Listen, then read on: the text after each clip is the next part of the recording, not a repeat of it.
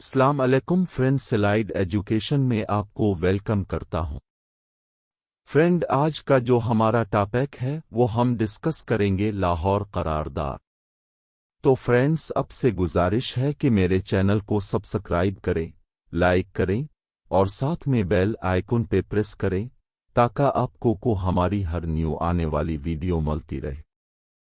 تو دوستو، شروع کرتے ہیں۔ قرارداد لاہور، جسے پاکستان کی قرارداد پاکستان کی آزادی کا اعلان بھی کہا جاتا ہے، محمد ظفر اللہ خان نے لکھا اور تیار کیا تھا اور بنگال کے وزیر اعظم کے فضل الحق نے پیش کیا تھا۔ یہ ایک رسمی سیاسی بیان تھا جسے تمام نے اپنایا تھا۔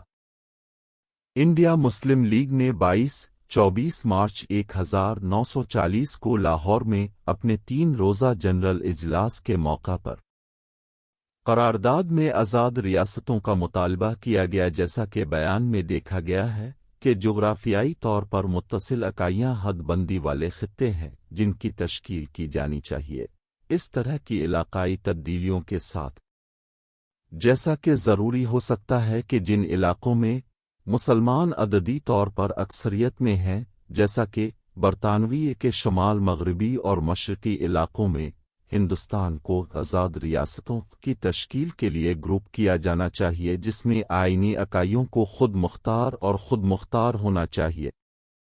اگرچہ پاکستان کا نام چودھری رحمت علی نے اپنے اعلامیہ پاکستان میں تجویز کیا تھا، لیکن قرارداد کے بعد اس کا وسیع پیمانے پر استعمال ہونا شروع ہوا۔ محمد علی جناح کا لاہور کانفرنس سے خطاب۔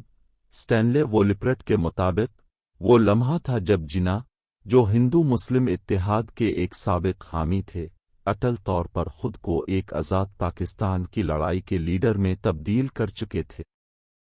ویڈیو اچھی لگے تو سبسکرائب کریں، لائک کریں اور ساتھ میں بیل آئیکن پہ پریس ضرور کریں۔